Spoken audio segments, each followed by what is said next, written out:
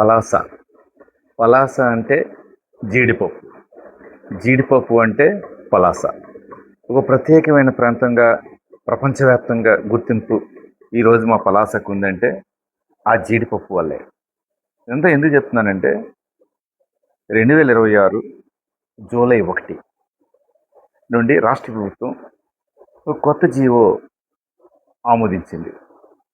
అదేంటంటే జీడి వ్యాపారస్తులు మన ప్రాంతంలో కానీ ఇతర జిల్లాల నుంచి కానీ ఇతర రాష్ట్రాల నుంచి కానీ విదేశాల నుంచి కానీ జీడి పిక్కల్ని కొనుక్కుంటారు.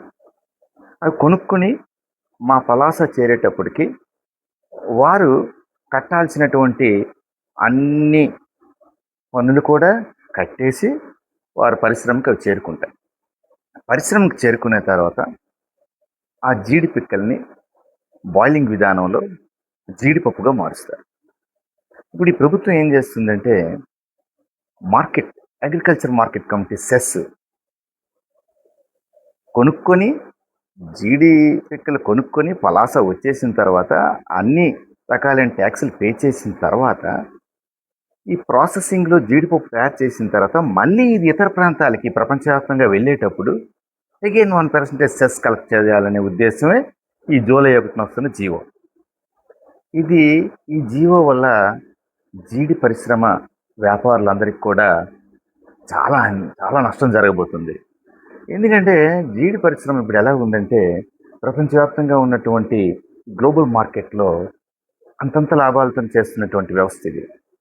మా పలాస ప్రాంతంలో ఈ జీడి పరిశ్రమల ద్వారా సుమారు ఒక 25,000 మంది కార్మికులు, ఆ వ్యాపారస్తులు వీళ్ళందరూ కూడా ఈ పరిశ్రమల ద్వారా చక్కగా వ్యాపారాలు చేసుకొని అద్భుతమైన వ్యాపారం చేసుకుంటూ ప్రజలకు కొంత ఉపాధి అవకాశాలు కల్పించి వారు వ్యాపారాలు చేసుకుంటున్నారు. రాష్ట్ర ప్రభుత్వాలు ఇలాంటి నిర్ణయాలు తీసుకునేటప్పుడు పలాసలో ఖచ్చితంగా ఈ వ్యాపారస్తుల్ని కార్మికుల్ని పిలిచి ఇలాంటి నిర్ణయాలు తీసుకోవాలి. కానీ మీరు హఠాత్తుగా కొత్త నిర్ణయాలు తీసుకోవడం వల్ల ఈ పరిశ్రమే చిరిగిపోయే పరిస్థితి వస్తుంది. ఎందుకంటే మాకు పలాసకి దగ్గర ప్రాంతం ఒరిస్సా రాష్ట్రంలో అస్సలు ఈ సెస్ విధానం అనేది మార్కెట్ సెస్ విధానం అనేదే లేదు. అలాగే మహారాష్ట్రలో లేదు, వెస్ట్ బెంగాల్లో లేదు, కేరళలో కూడా లేదు. చాలా రాష్ట్రాల్లో ఈ విధానం లేదు. ఇది డబుల్ బర్డెన్ అవుతుంది వ్యాపారస్తులకి. ఒకసారి పిక్కలు లోడ్తో ఫ్యాక్టరీకి వచ్చినప్పుడు వారు అన్ని ట్యాక్సులు పే చేసిన తర్వాత అగైన్ మళ్ళీ పప్పు తయారైన తర్వాత ఈ పప్పు మీద ఒక 1% ట్యాక్స్ కలెక్ట్ చేయడం అనేది చాలా దారుణం. ఒక వస్తువు మీద 2 సార్లు ఎలా కలెక్ట్ చేస్తారు? ఏంటి ఇది అన్యాయం?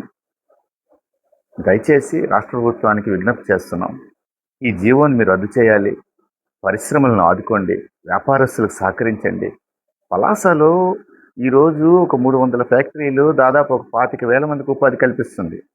మీకు నిజంగా స్థిరపరిగణత ఉంటే రాష్ట్ర ప్రభుత్వానికి మా ప్రాంతంలో వందలాది ఎకరాలు ఉన్నాయి ప్రభుత్వ భూమి, ఇండస్ట్రియల్ ఏరియాగా క్రియేట్ చేసి దాంట్లో యువ పారిశ్రామికవేత్తలకు ఒక 200 మందికి ఇవ్వండి.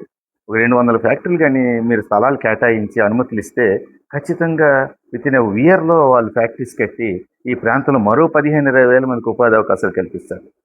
ఎన్నో మంచి దానివల్ల తద్వారా రాష్ట్ర ప్రభుత్వానికి కూడా ట్యాక్సుల పరంగా మనకు ఆదాయం వస్తుంది.